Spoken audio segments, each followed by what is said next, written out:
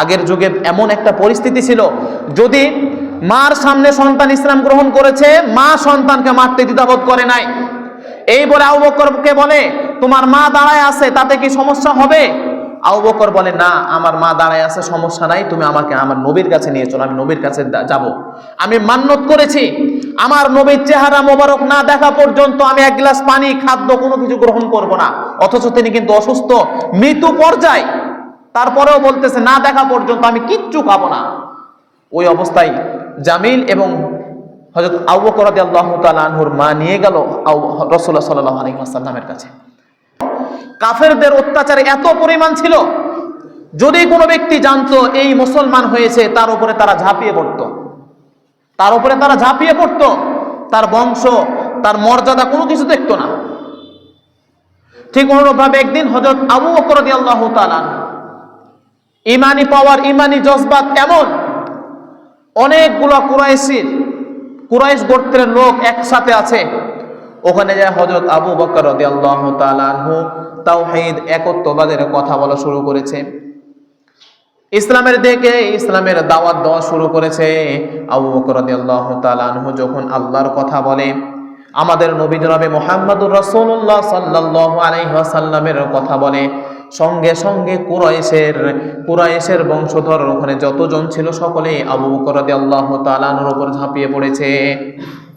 চাইলে কিন্তু পারতো গোপন রাখতে পারতো, কিন্তু ওই জায়গাতে যে আল্লাহ পাক রব্বুল আলামিনের একত্ববাদের কথা বলেছে, ওই জায়গাতে যে রাসূলের কথা বলেছে, যখনই এই কথা বলেছে, কাফেররা তাকে এমনভাবে তাকে আক্রমণ করেছে, যার ফলে হযরত আবু বকর রাদিয়াল্লাহু তাআলা আনহুর পুরা শরীর এমন একটা পর্যায়ে গেছিল, মৃত্যু প্রায় ঘোষণা করেছিল। ওর ভিতরে উতবা, আপনারা তো জানেন তিনি কি মুসলমান? বলেন তো দেখি, আপনারা মুসলমান যেহেতু, উতবা এই ব্যক্তি, এটি কি মুসলমান নাকি কাফের আপনারা জানেন? আমরা মুসলমান হিসাবে, বিশেষ করে যারা বড় বড় কাফের আছে তাদেরকে আমরা চিনতে পারলাম না। কেমন মুসলমান আপনি চিন্তা ভাবনা করেন, আমি কিছু বলতে যাব না। উতবা হলো কাফেরদের লিডার। এই উতবার তার পাশে একটা অনেক পুরাতন ছিঁড়া জুতা ছিল। এই জুতা নিয়ে আবু বকর রাদিয়াল্লাহু তাআলা আনহুর চেহারার ভিতরে এত জোরে জোরে আঘাত করছে, যার কারণে আবু বকর রাদিয়াল্লাহু তাআলা আনহুর চেহারাটা ফুলে গেছে, এমন ভাবে চেহারাটা পরিবর্তন হয়েছে, আবু বকরকে আর চেনা যায় না। যখন কাফেররা মনে করলো এই তো অবস্থা ভালো না, এখন হয়তো বা মারা যাবে, এই বলে তারা সরে গেল। ওই জায়গাতে বনু তামিম নামক এক ব্যক্তি আবু বকর রাদিয়াল্লাহু তাআলা আনহুকে নিয়ে যে নিরাপদ একটা স্থানে রাখলেন। কারণ যদি মারা গেলে তো সমস্যা আছে, কারণ অত বংশধর হবে বা কেউ তো আছে, কিছু তো হবে। এই জন্য ওই অবস্থায় ওই একটা নিরাপদ জায়গাতে নিয়ে গেল বনু তামিম নামক এক ব্যক্তি। ওই জায়গাতে হযরত আবু বকর রাদিয়াল্লাহু তাআলা আনহুর মা উপস্থিত, কান্না করতেছে, হায়রে, ইসলাম গ্রহণ করার কারণে আমার ছেলের এই অবস্থা, আমার ছেলেকে এমন ভাবে নির্যাতন করতেছে কুরাইশ বংশের লোকেরা। ওই জায়গাতে তখন কিছুক্ষণ পরে উম্মুল জামিল নামক এক ব্যক্তি, তিনি ইসলাম গ্রহণ করেছিল, তিনি ছিলেন গোপনে। উম্মুল জামিল আসার পরে সকলেই দেখতেছে। দেখার পরে যখন হযরত দুপুরের পরে, ঘটনাটা ঘটেছে সিরাতের কিতাবে বলে ঘটনাটা ঘটেছে হচ্ছে সকালের দিকে, কিন্তু দুপুরের পরে হুঁশ এসেছে আবু বকর রাদিয়াল্লাহু তাআলা আনহুর। হুঁশ আসার পরে যখন শুনতে পাইল যে আবু বকর রাদিয়াল্লাহু তাআলা আনহুর হুঁশ এসেছে, তখন সকলে দেখতে যখন এসেছে, সকলেই হযরত আবু বকর রাদিয়াল্লাহু তাআলা আনহু দেখার পরে, আবু বকর রাদিয়াল্লাহু তাআলা আনহুর যখন হুঁশ ফিরে আসার পরে আবু বকর রাদিয়াল্লাহু তাআলা আনহুর জবানের সর্বপ্রথম কথা ছিল, আমার নবী কোথায়, আমার নবীর অবস্থা কেমন, আমার নবী কি ভালো আছে? এই বলে যখন সকলের কাছে এই প্রশ্ন করলো, যারা দেখতে আসছিল তারা বলে, হায়রে, তুমি কেমন মানুষ, যে মানুষের কারণে আজকে তোমার উপর আক্রমণ করা হইল, যে মানুষের কারণে আজকে তুমি মার খাইলা, তোমার হুঁশ ফিরার পরে তোমায় সর্বপ্রথম তারই কথা বলো, তুমি কি একটা পাগল? তুমি তোমার পরিবারের কথা বলবা, তোমার নিজের হালতের কথা বলবা না তো? না, তুমি তার কথা জিজ্ঞাসা করো। এই বলে যারা দেখতে আসছিল ক্ষোভে রাগে ওই জায়গা থেকে চলে গেল।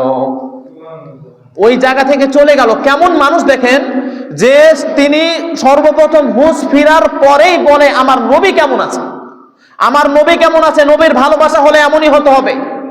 আজকে একদল আমাদের সমাজের ভিতরে একদল এমন মানুষ পাওয়া যায় যে ওই যে বছরে একটা দিন ঈদে মিলাদুন নবীতে নবী বলে পাগল, শুধু দড়িয়া বেড়ায়, বাকি সারা বছর কোনো খবর নাই, রস মদ গাঞ্জা টেনে বেড়ায়, শুধু বছরে একটা দিন আসলে আমার নবী, হাই নবী, হাই নবী, ইয়া রাসূলুল্লাহ, ইয়া রাসূলুল্লাহ বলে দড়িয়া বেড়ায়। এমন একজন ব্যক্তি আছে, এক দল, এক শ্রেণীর লোক আছে, তারা কাফের সরাসরি ভাবে। তো নবীকে ভালোবাসলে এইভাবে ভালোবাসতে হবে। জীবনের প্রতিটা ক্ষেত্রে আমার আপনার নবীকে অনুসরণ করতে হবে। যদি অনুসরণ আমরা না করতে পারি তাহলে ওই নবীকে মহব্বত করা কিন্তু হয় নাই, নবীকে মহব্বত করা হয় নাই। তখন ওই জায়গাতে উম্মুল জামিল বলতেছে, তার পাশে যেহেতু আবু বকর রাদিয়াল্লাহু তাআলা আনহুর মা, তখন বলতেছে আমি নবীর খবর দিব তোমাকে, কিন্তু তোমার পাশে যে তোমার মা দাঁড়ায় আছে তাতে কি কোনো সমস্যা হবে না? আগের যুগে এমন একটা পরিস্থিতি ছিল, যদি মার সামনে সন্তান ইসলাম গ্রহণ করেছে, মা সন্তানকে মারতে দ্বিধাবোধ করে নাই। এই বলে আবু বকরকে বলে তোমার মা দাঁড়ায় আছে তাতে কি সমস্যা হবে? আবু বকর বলে না, আমার মা দাঁড়ায় আছে, সমস্যা নাই, তুমি আমাকে আমার নবীর কাছে নিয়ে চলো, আমি নবীর কাছে যাব। আমি মান্নত করেছি আমার নবীর চেহারা মোবারক না দেখা পর্যন্ত আমি এক গ্লাস পানি, খাদ্য কোনো কিছু গ্রহণ করব না। অথচ তিনি কিন্তু অসুস্থ, মৃত্যু পর্যায়ে, তারপরেও বলতেছে না দেখা পর্যন্ত আমি কিচ্ছু খাবো না। ওই অবস্থায় জামিল এবং হযরত আবু বকর রাদিয়াল্লাহু তাআলা আনহুর মা নিয়ে গেল রাসূলুল্লাহ সাল্লাল্লাহু আলাইহি ওয়াসাল্লামের কাছে।